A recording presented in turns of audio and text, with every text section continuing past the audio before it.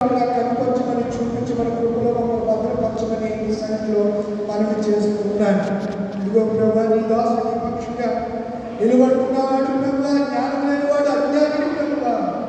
ఆయన నాడు పేరు నిలబెట్టుకుని మాట్లాడినట్టుగా పరిశుద్ధాత్మ మీరు నాలోకి వచ్చి తండ్రి నా పెదవులను అన్ని సమస్తని స్వాధీనపరచుకుని అనేక పరిశుద్ధ అగ్ని చేత కాల్చి ప్రభా పరిశుద్ధమైన మాటలు నీ పిల్లలకు మీరు అనుగ్రహించి మహిమ పొందమని యేసు పరిశుద్ధ నామమున వేడుకుంటున్నాము తండ్రి. ఆమేన్. ప్రియమైన దేవుని పిల్లలారా, జనాంగమా, ప్రజలారా, అందరికీ పర్యాయము తెలియజేస్తున్నాను. అందరికీ వందనాలు. God bless you. దేవుడు నూతన మాసంలో ప్రత్యేకంగా మిమ్మల్ని బ్లెస్ చేస్తుందాక. God bless you. దేవుడు అందరినీ ఆశీర్వదించింది కాక. ఉన్నట్లుగా అప్పుడే 2024 సంవత్సరంలో అర్ధ సంవత్సరం గతించిపోయిన 6 నెలలు అయిపోయాయి. 7 నెలలకి ఎంత కాలం వేగంగా పరిగెడుతుందా అన్నట్లుగా అనిపిస్తుంది. దేవుడు అనాది కాలంలోని సూర్య చంద్రుడికి ఆయన ఆజ్ఞను జారీ చేశాడు, ఆజ్ఞాపించాడు. సూర్యుడు తన పనిని పగటి కాలాన్ని, చంద్రుడు రాత్రి కాలాన్ని ఏరుకుంటున్నారు. వారి పనులను వారు జరిగిస్తున్నారు. కాలం గడిచిపోతుంది. కాలాన్ని లెక్కించడానికి, కాలాన్ని ప్రియులైన పరిగణలోకి తీసుకుంటే ఒక యేసు క్రీస్తుని పరిగణలోకి తీసుకోవాలి. ఎందుకంటే ఆయన మాత్రమే శక పురుషుడు, యుగ పురుషుడు. ఈ శకానికి ఒక్కడైనటువంటి క్రీస్తు ప్రభువారు ఒక్కడే. లోకంలో ఎందరో ఉన్నా యేసు క్రీస్తుని బట్టే ఈ కాలము లెక్కించబడింది, ఈ తారీఖు రూపొందించబడింది. అది ఎవరిని బట్టి అంటే మనం ఆరాధిస్తున్న, మనం సేవిస్తున్న నిజ రక్షకుడు, సర్వశక్తిమంతుడు, సర్వశరీరికి దేవుడైన యేసు క్రీస్తుని బట్టి కాలము 2గా విభజించబడి కాలము పరిగణలోనికి తీసుకునబడింది. ఈరోజు 2024వ సంవత్సరము 7వ నెల 7వ తారీఖు అని మనము ఈరోజు లెక్కిస్తున్నామంటే అది కేవలము క్రీస్తును బట్టే, క్రీస్తు పుట్టుని బట్టే, క్రీస్తు లోకంలో జీవించటని బట్టే ఈ కాలము పరిగణించబడిందనే సత్యాన్ని నేను మీకు గుర్తు చేస్తున్నాను. మీకు తెలుసు, అయినా పర్యాయము మీ దృష్టిలోకి ఆ విషయాన్ని తీసుకురావాలని నేను ఆశపడి సంగతిని మీకు నేను జ్ఞాపకం చేశాను. ఉన్నట్లుగానే త్రిత్వకాలంలోకి వచ్చాను. త్రిత్వకాలంలో 5 వారాలు గడిచిపోయాయి. 6వ వారంలోనికి మనం వచ్చాము. ఈరోజు మన పాఠ్యాంశాలు మనం చూస్తూ ఉంటే గేయకారుడైనటువంటి దావీదు రాసిన కీర్తన గ్రంథంలో 50 కీర్తనలు ఉంటే 73 కీర్తనలు మాత్రమే దావీదు గారు రాశారు. మిగతా కీర్తనలు ఆసాఫు రాశాడు, నాతాను రాశాడు, కోరాహు రాశాడు, సొలొమోను రాశాడు, దావీదు రాశాడు, యెదుతూను రాశాడు, గాదు రాశాడు. ఇలా చాలా మంది కీర్తనలు రాశారు. కొన్ని కీర్తనలు ఇంచుమించు ఒక 50 కీర్తనలు ఎవరు రాశారో ఎవరికి తెలియనటువంటి పరిస్థితి అని నేను వాక్య లేఖనాన్ని బట్టి నేను మీకు జ్ఞాపకం చేస్తూ ఉన్నాను. ఈ ప్రథమ స్కందములో కీర్తన మొదటి భాగాన్ని మనము ఆలోచన చేయాలి. 2వ వాక్యము ఏమిటనగా అరణ్య మార్గములో ఒకటి, దుష్టుల మార్గము కీర్తన గ్రంథంలో మనం చూస్తున్నాం. 2వ మార్గము అరణ్య మార్గము. ఆ మార్గములో ఒక నపుంసకుడు ప్రయాణమై రథం మీద ప్రయాణమై వెళ్తూ ఉన్నాడు. అది 2వ భాగము అపోస్తల కార్యగ్రంథము 8వ అధ్యాయము 26 నుంచి 38 వరకు భాగములో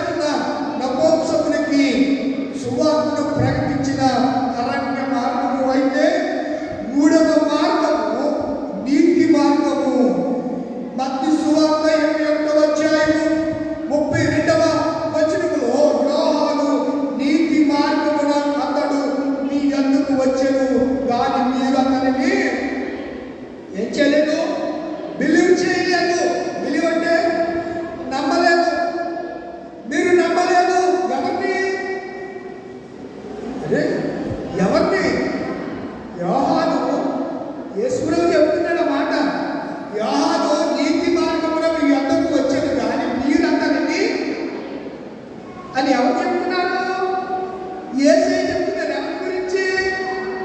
యోహాను గురించి. అంటే యోహానుకు వచ్చిన మార్గం ఏ మార్గము? నీతి మార్గం. నీతి మార్గం కాకుండా ఏ మార్గం వచ్చిన వాళ్ళు నమ్మేవారు, కానీ నీతి మార్గం వచ్చిన ద్వారానే యోహానును నమ్మలేదు. కానీ నీతి మార్గం వచ్చిన యోహానుని ఎవరు నమ్మారు? వేశ్యలను, సుంకరులను, పాపులు నమ్మారు. కనుక వారు దేవుని రాజ్యములో చేర్చబడ్డారు. మీరైతే అది చూచి అంగీకరింపరు. అది చూచి ఏది చూచి? నీతి మార్గంలో వచ్చిన యోహాను బోధ విని ఆ మార్గములోనికి వెళ్ళినటువంటి ఆ సుంకరులు, పాపులు, వేశ్యలు వెళ్ళిన మార్గంలోకి మీరు మాత్రము వెళ్ళలేదు అంటున్నాడు. ఈరోజు 3 పాఠాలలో తీర్పు మార్గము. మొదటి దుష్టుల ఆలోచన, ఈవిల్ థాట్స్ అంటారు ఇంగ్లీష్లో. ఏమంటారు చదువుకున్న స్టూడెంట్స్? ఏమంటారు? దుష్ట ఆలోచన ఏమంటారు? Evil thoughts. దుష్ట తలంపులు, దుష్ట ఆలోచనలు, దుష్టులు. ఈ కీర్తన రాకుండా అక్కడ ఉంటారా? ఉన్నారా? చేయకుండా ఈ కీర్తన చూడకుండా రాకుండా ఉన్నారా? ఉంటారు కూడా. చెప్పడం మేబీ ఉండొచ్చు. ఎప్పుడు బైబిల్ చదవడానికి ఒక రాకపోవచ్చు, కానీ బైబిల్ చదివిన మీకు అందరికి వచ్చాను నేను భావిస్తున్నాను. అంతరాత్మ చెబుతుంది మీకు అందరికీ ఆ కీర్తన కంఠస్థంగా వచ్చాను. ఏంటి చెప్పండి? దుష్టుల ఆలోచన చెప్పున, పాపుల మార్గమున, అపహాస్యులు కూర్చుండి చోటను, యెహోవా ధర్మశాస్త్రమందు నివాసము అతడు ఆకువాడక, దుష్టులు గాలి చెదరగొట్టు. కాబట్టి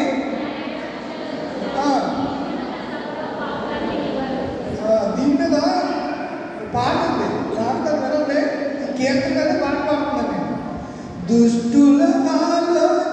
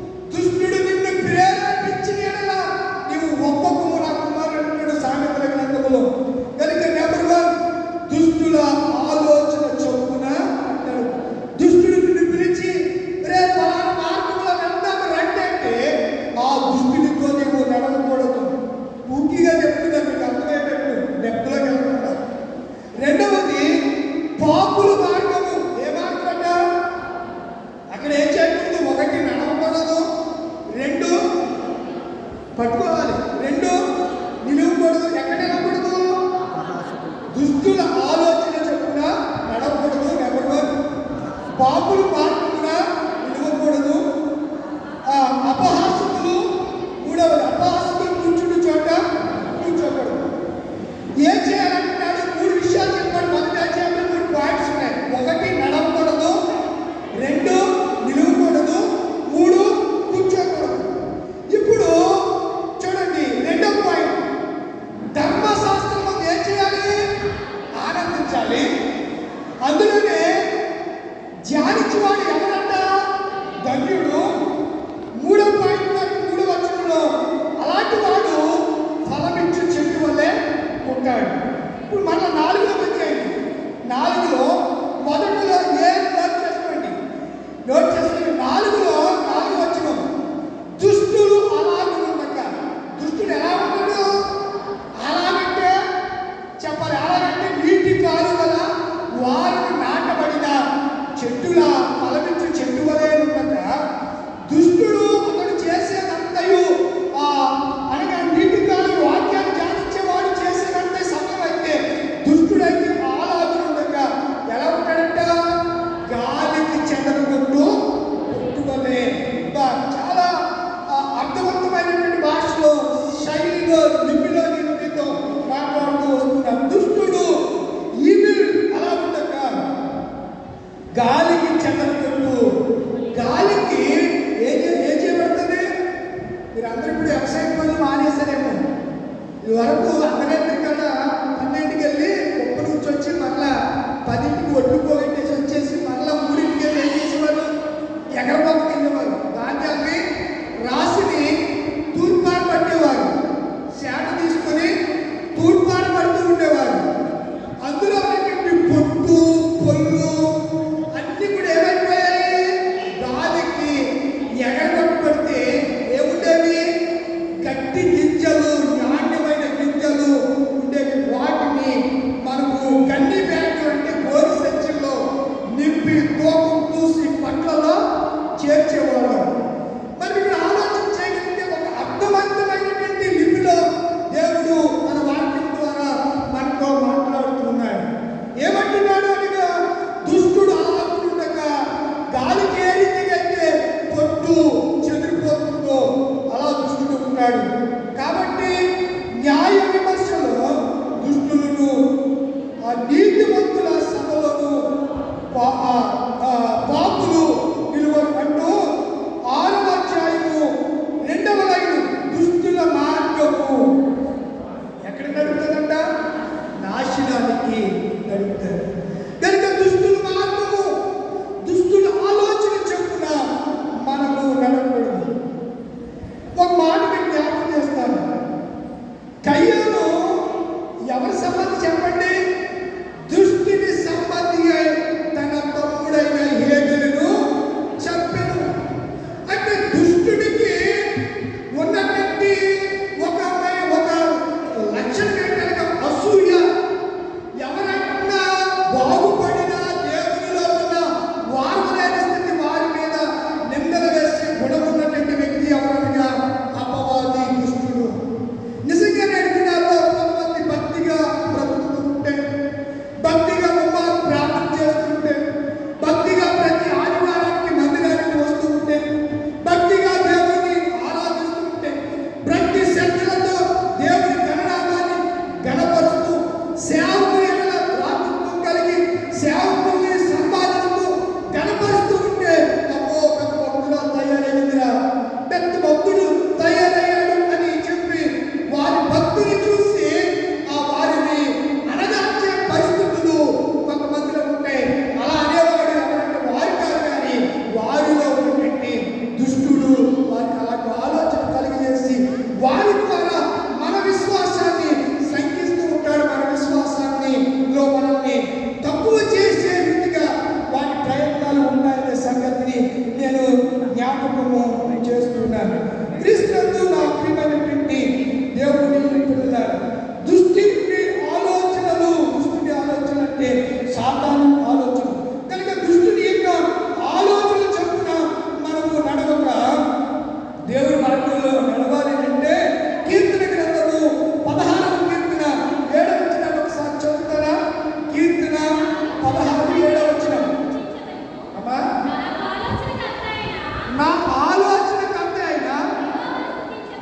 యెహోవాను స్తుతించెదను. చాలండి.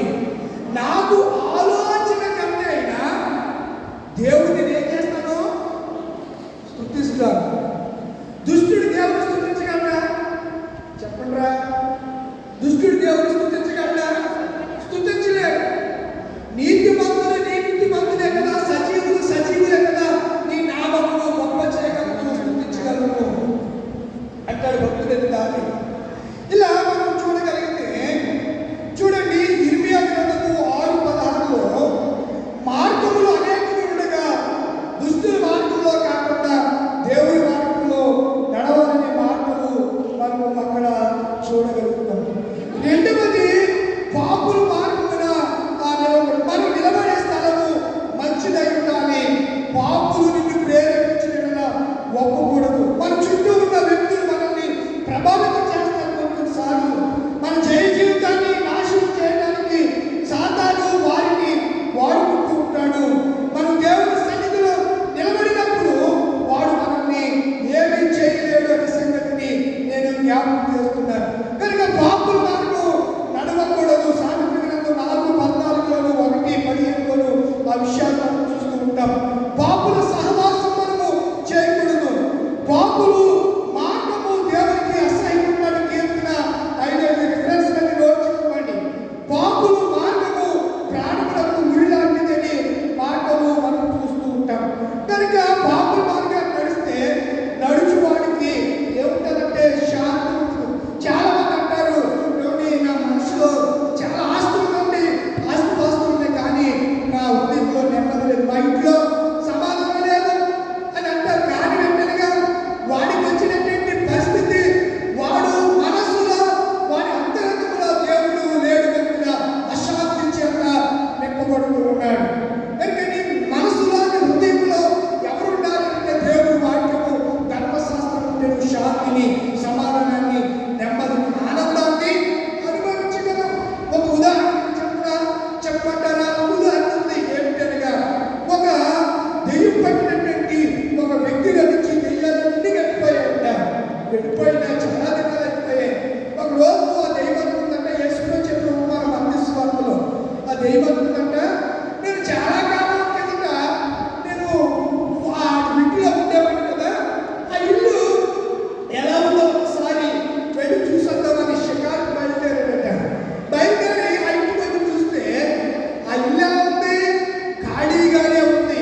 ఆ ఇంటిలో ఎవరు లేదు. ఆ హృదయంలో ఎవరు ఇల్లు అనగా హృదయము, ఆ హృదయంలో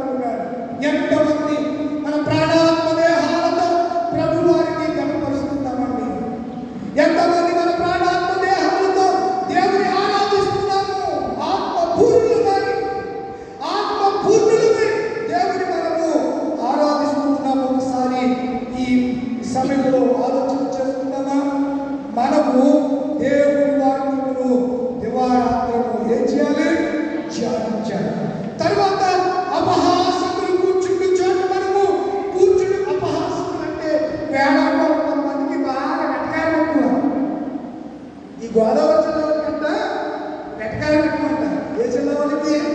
గోదావరి జిల్లా వాళ్ళు. ఎటకారం తర్వాతే మాటలు మాట్లాడతారంట, అంత ఎటకారమే.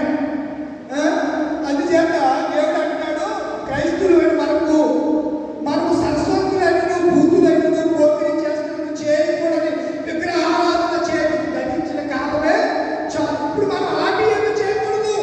మనం ఎవరిని ఎగతాళి చేయకూడదు. కనుక ఎగతాళి చేసి వేళకోళం చేసే వారి దగ్గర మనము కొంచెం అపహాసములు అనగా వేళకోళం చేయవారు ఎగతాళి అపహాసములు మనం దూరంగా ఉండాలి. వారి దగ్గర కూర్చోకూడదు.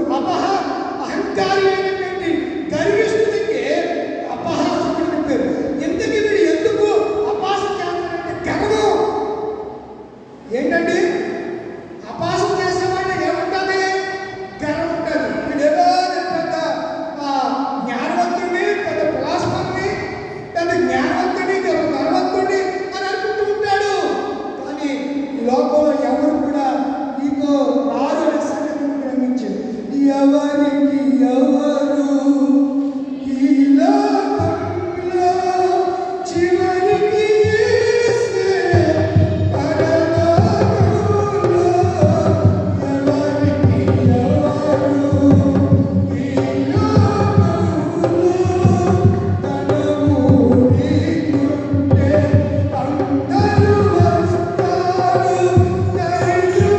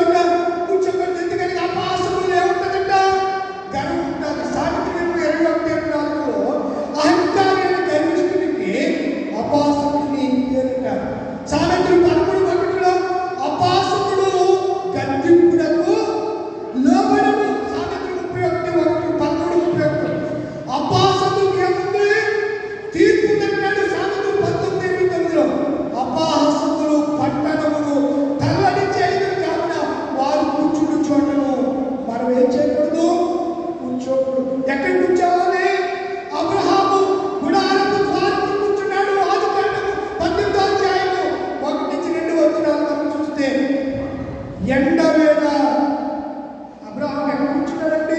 ఆదికాండం 10 గుడారపు ద్వారము ఎండవేళ. అలాగే మన మాటని జ్ఞాపకం చేస్తే వివరించింది. కానీ జన సమూహము యేసుక్రీస్తు బోధ వినడానికి పచ్చిక మీద కూర్చున్నారంటే 6వ అధ్యాయము 1-12 మనం చూస్తే భిక్షగాడు త్రావ పక్కన కూర్చున్నాడు, కుంటివాడు దేవాలయం ద్వారం వద్ద కూర్చున్నాడు. మనం ఎక్కడ కూర్చుంటున్నాం? మనం కూర్చునే స్థలమే అది. ఒకవేళ తెలియని అపాసకులతో సాన్నిధ్యం చేస్తున్నామా, సాంగత్యం చేస్తున్నామా, ఫ్రెండ్షిప్ చేస్తున్నామా, సహవాసం కలిగినామా? ఇదిగో ఈ 1వ కీర్తన ద్వారా దేవుడు ఈ దినాన్ని మీతో మాట్లాడుతున్నాడు. దుష్టుల సహవాసం నాకు అసహ్యము, దుష్టుల సంఘం నాకు అసహ్యము అని దేవుడు మాట్లాడుతున్నాడు. కనుక దుష్టుడు కూర్చుండు చోట అనగా అపాసకులు కూర్చుండు చోట కూర్చోకూడదు. కానీ దేవుడి వాక్యాన్ని మనం చదవాలి. 2వ వాక్యాన్ని నేను పెట్టుకున్నాను. పిలుపు. ఏ పేరండి చెప్పండి? పిలుపు. ఏ పేరండి? పిలుపు గారు. పిలుపు అంటే అర్థం, పిలుపు అంటే అర్థం రాసుకోండి. విలువైన వాటి పిలుపు అంటే అశ్వప్రియుడు. అశ్వం అంటే మీదగా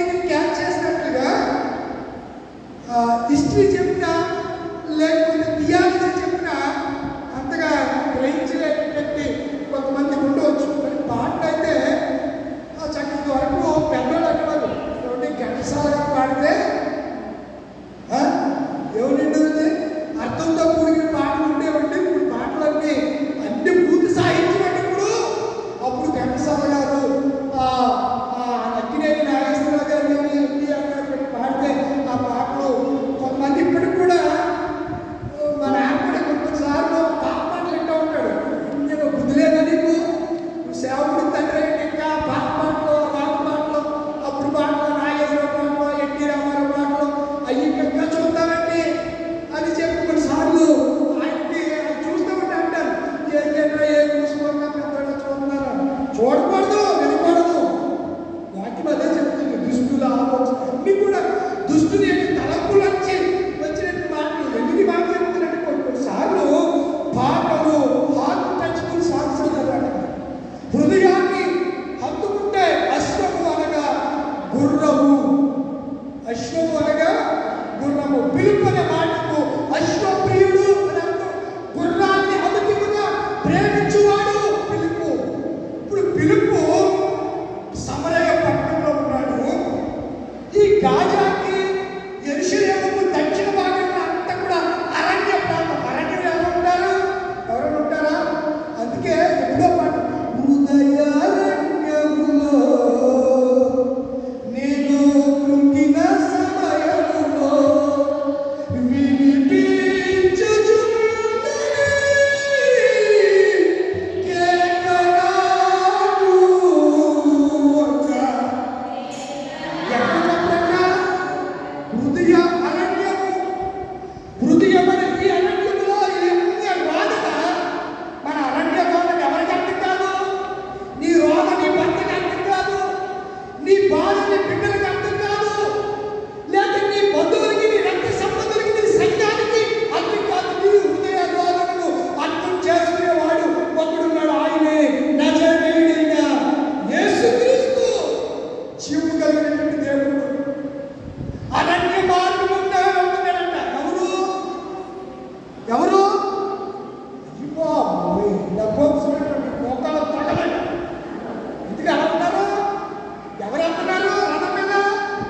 నపుంసకుడు. ఎస్తేరు గ్రంథంలో నపుంసకులు కనబడతారు. దానియేలు గ్రంథంలో నపుంసకులు కనబడతారు. నపుంసకులు అంటే ఆడమగ కానీ వాళ్ళు ట్రాన్స్జెండర్స్ అని కూడా వాళ్ళు అంటారు. వాళ్ళు చాలా తెలుగు వారు. ఎస్తేరుని ఎవరికి అప్పించాడు? నపుంసకుడికి అప్పించాడు. అతడు ఆమె ముట్టుకోడు, ఏమి చేయడు. చక్కగా ఆమెని అందమైనటువంటి పెండ్లి కుమార్తెగా ఆమెను నపుంసకుడు ఏం చేస్తాడు? నపుంసకుడు పరిశుద్ధాత్మకు గుర్తుగా కనబడుతూ ఉన్నాడు. ఆమె నపుంసకుడు పరిశుద్ధాత్మకు గుర్తుగా కనబడుతూ ఉన్నాడు. నపుంసకుడు అరణ్య మార్గంలో రథము గుండా ఎక్కడో ఆఫ్రికా దేశం నుంచి యెరూషలేము దేశంలో ఉన్నటువంటి స్వర్ణ దేవాలయంలో చెప్పబడుతున్న సొలొమోను కట్టించిన దేవాలయంలోకి వచ్చి ఆరాధించి రథం మీద వెళ్ళిపోతున్నాడు. రథానికి ఎన్ని గుర్రాలు ఉంటాయా? అయ్యి బాబోయ్, రథము అంటే పాడే కదా అశ్వము. నీ రథ అశ్వముగా, అశ్వము నీ రథం. నీ రథానికి నేను ఏమై ఉండాలి?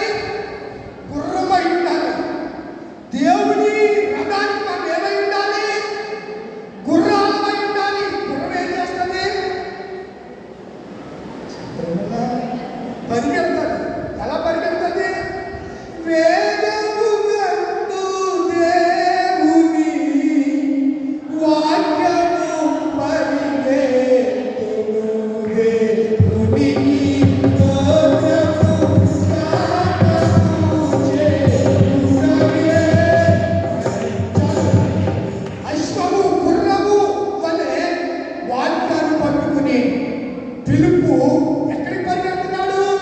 అరణ్యములో. అరణ్యములో రథం మీద ఎవరెడుతున్నారు? నపుంసకుడు. ఇప్పుడు పరిగెత్తే వాడు రథాన్ని అందుకోగలరా? మన భాష అందుకున్నాడులే, వాక్యం అందుకున్నాడు. మీరు గుర్రంతో పరిగెట్టగలరా? ప్రపంచంలో అత్యంత వేగంగా పరిగెత్తే జంతువులేది?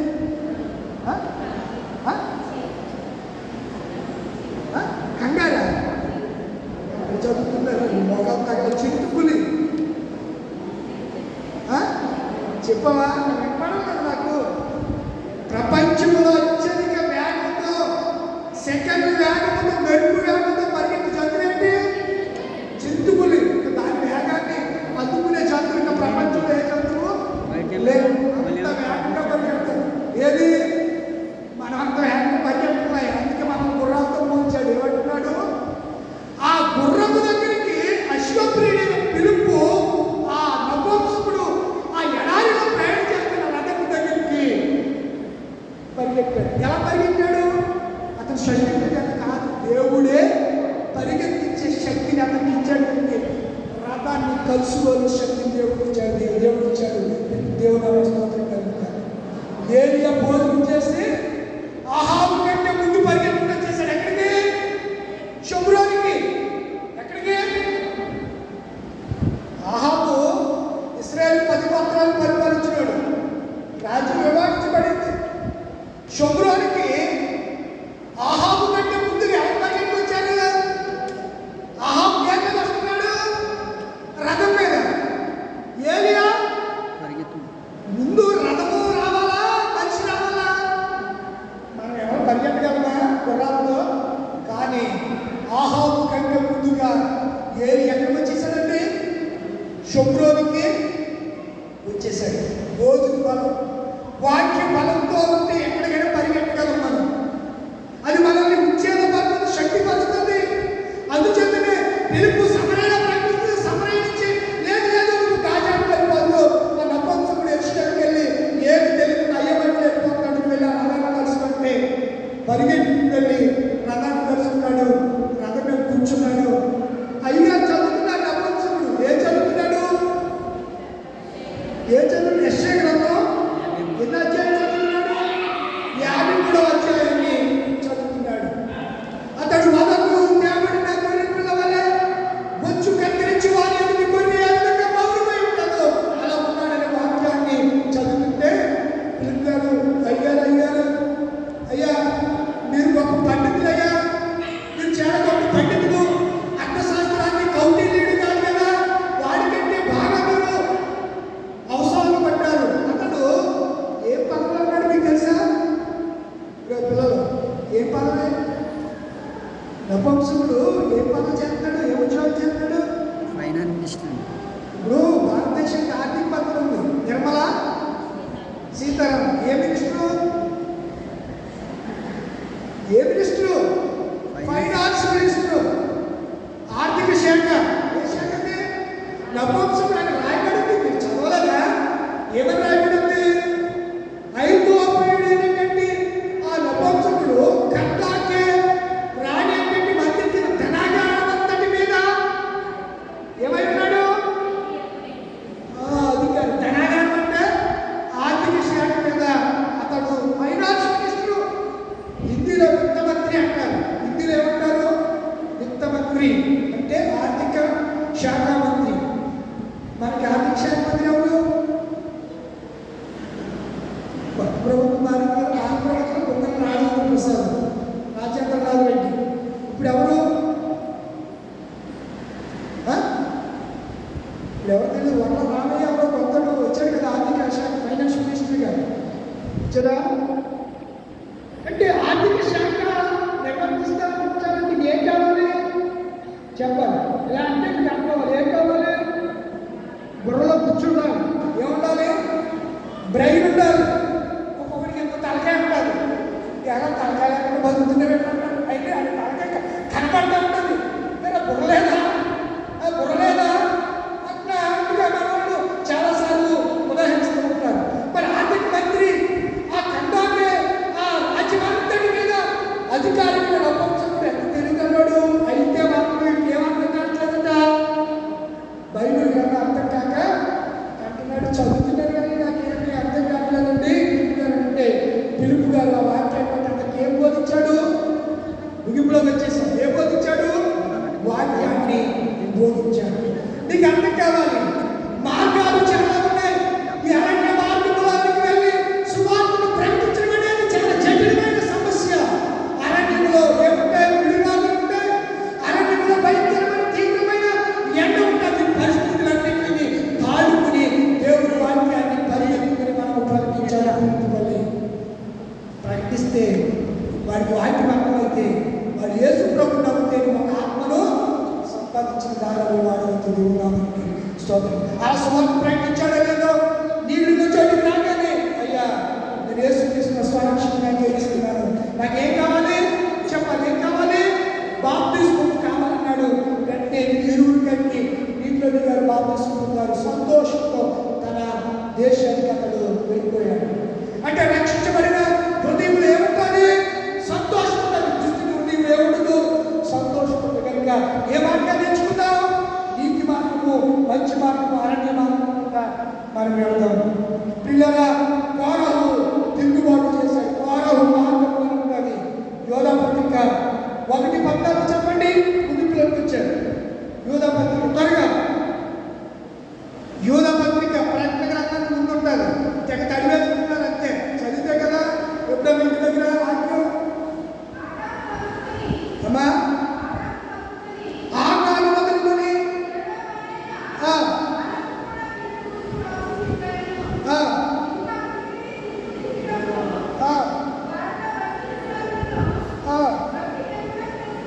అమ్మ నేను ఒకసారి చూడండి. నువ్వు ఏం చెప్పాను? 11 చదివింది యోధా పత్రిక ఒకే అధ్యాయం ఉంటుంది. 11 వచ్చిన 14 వారు కయ్యూరు నడిచిన బహుమానం పొందవల్లని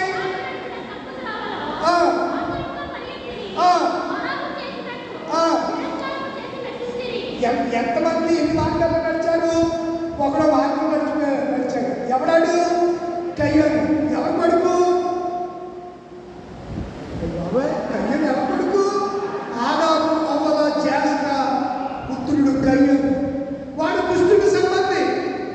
కయ్యూరు మాట అర్థమేంటి అనుకుంటున్నారు? ఊరు పడుతుందా? కయ్యూరు అంటే అర్థమేంటి? సంపాదన అర్థం. అమ్మమ్మ మా అమ్మ ఏమన్నా చెప్పినా, మా అమ్మమ్మ ఏమన్నా చెప్పినా, నేను దేవుని దయ వలన ఒక మనిషిని కయ్యూరు మాటకు సంపాదన అని అర్థం. ఆ హిబ్రూ పదానికి తెలుగులో సంపాదన అని అర్థం. తర్వాత మనం ఎందుకు ఏర్పడుతున్నాడు? కోరహు ఏం చేశాడు? మోషే మీద తిరుగు. కయ్యూరు మార్గము దుష్టుని మార్గం. కోరహు మార్గము తిరుగుబాటు మార్గం. మోషే మీద తిరుగుబాటు చేశాడు. 16 సంఖ్యాకాండం 16 1 మనం చూస్తాం. మూడవవాడు ఎవడు? బిలాము. కోరహు అంటే బట్టతల కలిగిన వాడని అర్థం.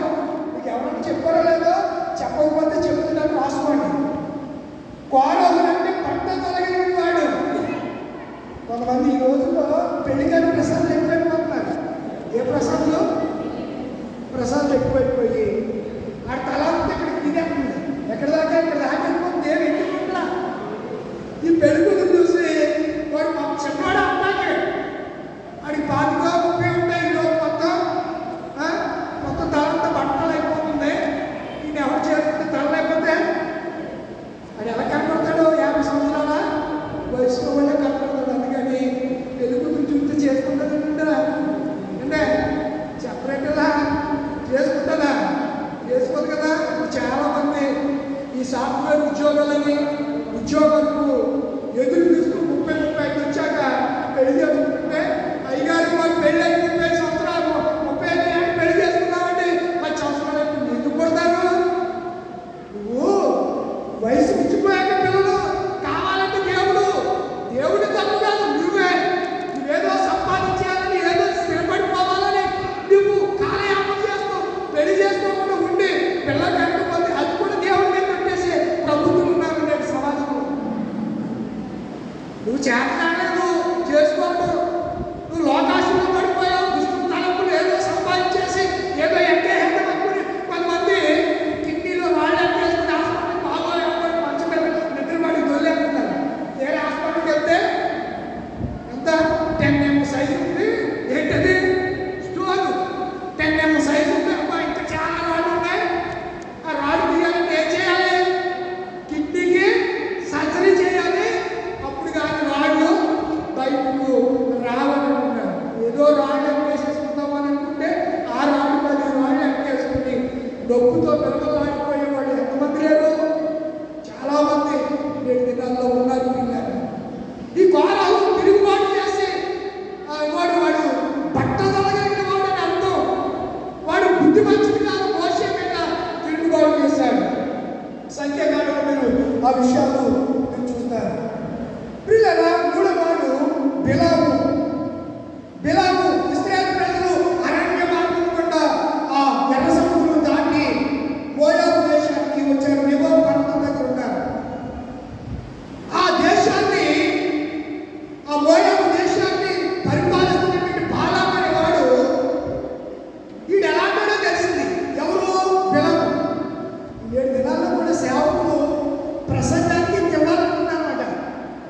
కూడా తీసుకొచ్చుంటారులే అలాంటి ప్రసంగాన్ని. ఈరోజు ఈ సాయంత్రం ప్రసంగం చేస్తే ఆయన 10,000 ఇవ్వాలి. భీమవరం నుంచి గొడవపూడి రావడానికి ఏం పెట్టాలి? కారు పెట్టాలి. భీమవరం రైల్వే స్టేషన్లో దిగినట్టునే ఏ హోటల్ ప్రణబ్ లాడ్జ్ లేకపోతే పంపనమో పాల్కనేసో ఏదో హోటల్లో ఆయనకి స్టే అరేంజ్ చేయాలి. ఆ తర్వాత ఇక్కడ అందరు కాంగ్రిగేషన్ అంతా కూడుకున్న తర్వాత 10కి అయ్యారు. మంది సేవకుడు దౌర్భాగ్యులండి. వీడు సేవకుడు వీడు ఏదో ఓట్లేగా వచ్చేస్తాడు. బైబిల్ కూడా తెచ్చుకోడు. స్టేజ్ మీదకి వచ్చేస్తాడు. కాలేజీలో బైబిల్ పట్టుకురావాలి. బైబిల్ తనకు వాక్యం చెప్పేసి బైబిల్ వదిలేసి నడుచుకుంటూ తాపిడి వెళ్ళిపోతాడు. అంటే బైబిల్ కూడా మోయలేనటువంటి సేవకులు పిల్లలు బట్టి మార్గంలో నడిచే సేవకులు వాళ్ళకి ఇష్టం. ఏ చెప్పాడండి ఆ బాలేం బాలండి అంటారు. పని చచ్చిపోతారు. ఆయన మళ్ళీ ఒకసారి పిలవలేకపోతే వీళ్ళ గ్రూప్లో వచ్చండి. ఎందుకు పిలవడానికి? ఆయన ఎందుకు పిలవకపోతే మీటింగ్లు పెట్టడానికి వీల్లేదు. పిలవకపోతే మీటింగ్లు పెట్టడానికి వీల్లేదు. దౌర్భాగ్యుల వాక్యాన్ని చదవండి. వాక్యాన్ని వివేచించండి, గ్రహించండి. బిలాము ఇశ్రాయేలు ప్రజల్ని శపించాలనుకుంటే ఈ విషయం ఎవరు తెలిసింది? బాలాకు తెలిసి పిలిచి, ఒరే నువ్వు డబ్బు మనిషి నాకు తెలిసిపోయిందిరా. ఏం మనిషివి చెప్పండిరా. డబ్బు మనిషివి నువ్వు ప్రసంగానికి 10,000 ఇచ్చావంటే నేను ఎలా చెప్పమంటా? అంత నాగు బాబు బుక్కులోకి తీసిన తర్వాత బాబులోని నానస్వరం చేస్తే అది ఎలా ఉంటుంది అని అంటారు. ఈ బాబుడే చెప్పదు నాగరాజు పుస్తకంతో ఇది కూడా అలా తిరుగుతూ ఉంటుంది. ఆ నానస్వరం అడెల్లా ఊపుతుంది. ఈ బాబు ఇప్పుడు బాబులో ఆడించినప్పుడు చూడలేదు. ఇలా అవుతుందనే పూర్వం మాటిలో వచ్చి మన ఊళ్ళో రావట్లేదులే. ఇవరకు మాటిలో అన్నారు కదా. వాడు వచ్చి రాయిలా ఎగరేసి ఈ భుజం పెట్టేవాడు.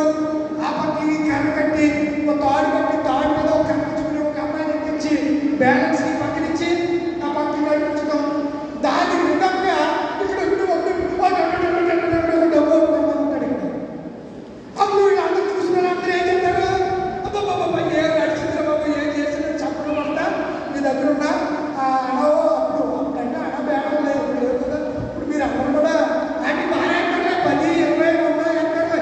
ఇక్కడ అంటే మీరు అన్ని చిన్న అంటున్నారంటే అక్కడ బాగానే అంటారు.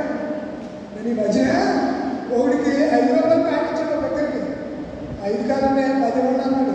10 చచ్చినట్టు 10 కాయించాను నేను. పిల్లలు ఉన్నాయి కదా 500 పిల్లలు 500 ఇచ్చాను. 5 కాదండి 10 రూపాయలు అన్నాడు.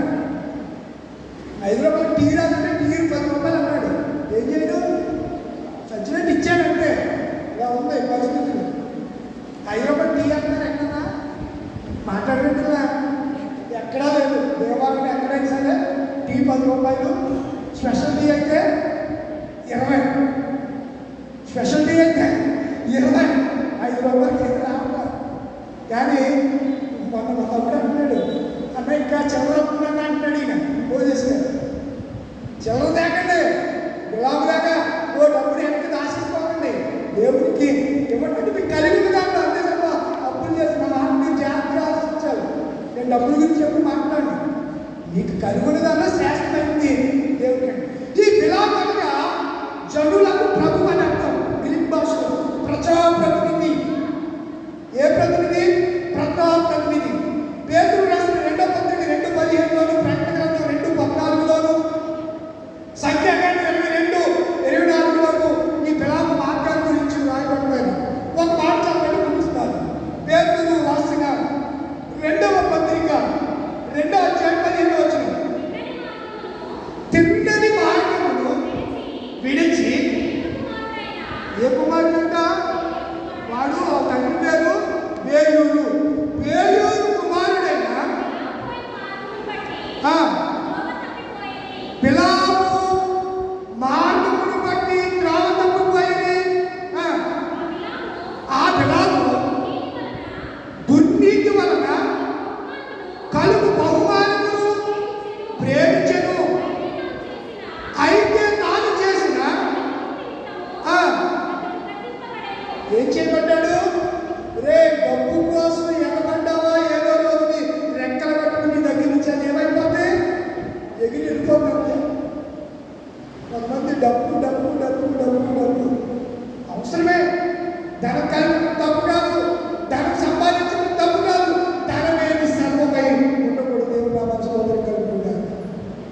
డబ్బు లేకపోతే మన అవసరం ఎంత తీరుతాయి? ప్రతి దానికి ట్యాబ్లెట్ కొనుక్కోవాలన్నా ఏది డబ్బు. కనుక బిలాము నడిచిన తప్పు మార్గము నేటి సేవకులు చాలా మంది నడుస్తున్నారు. కనుక ఆ మార్గం వెళ్ళకూడదు. చివరిగా ఏ మార్గం వెళ్ళాలని అంటే నీతి మార్గము. ఏ మార్గము? నీతి మార్గం. ఆ మార్గం కూడా ఎవరు వచ్చారు? నేను పాడాను కదా, నీతి గలయే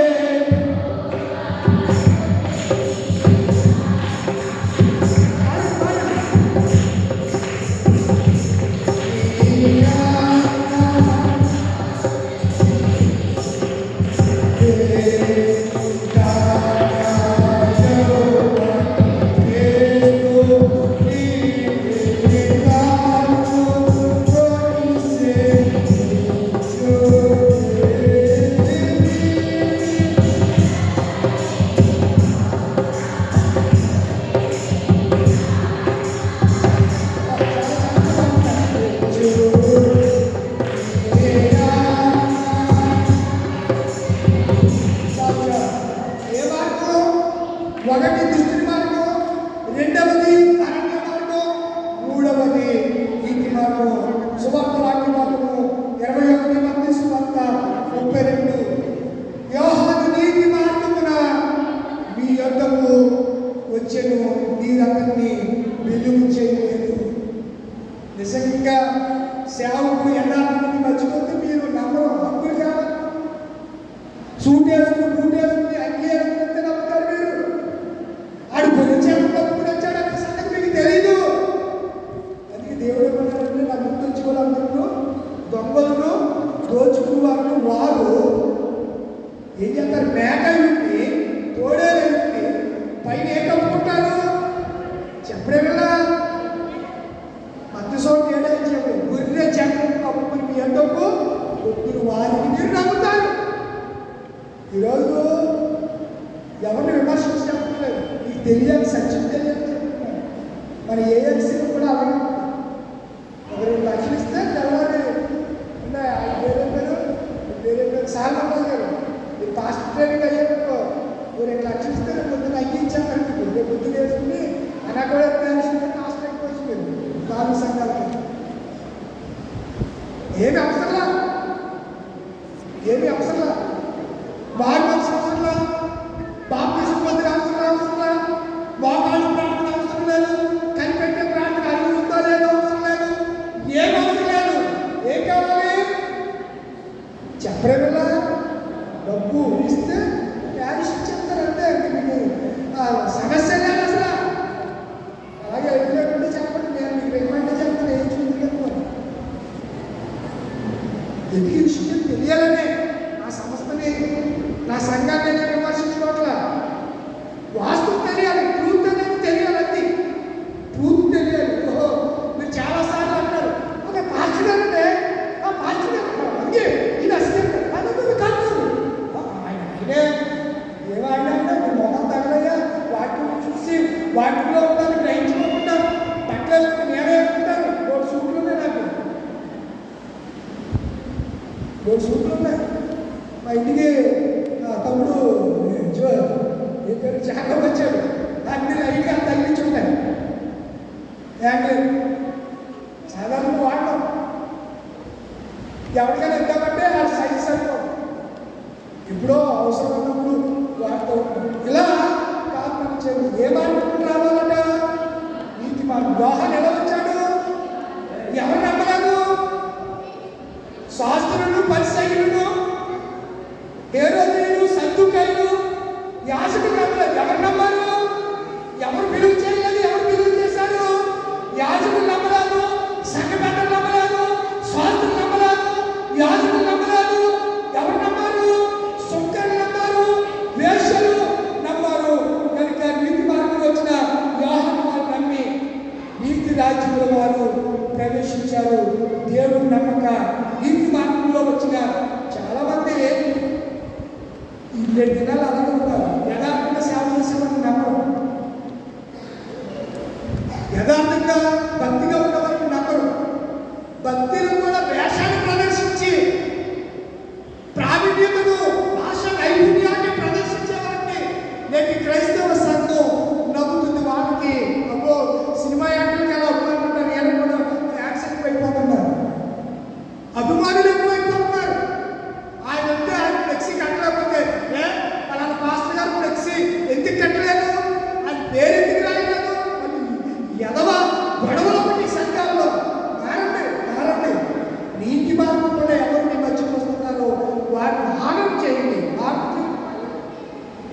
హానం చేయడం అంటే ఏం చదువుకున్నాను హానం అంటే గౌరవించడం రా.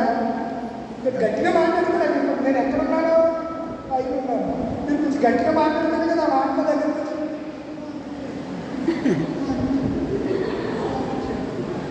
కొంచెం గట్టిగా మాట్లాడచ్చు కదా. ఇంటప్పుడు మాట్లాడతారు. టీవీ స్లోగా ఉంటే కుదరదు. ఆ పక్క 3 ఇళ్ళు చెప్పండి పెట్టి సౌండ్ ఎక్కేసుకుంటాను. నేను పెట్టుకోరా.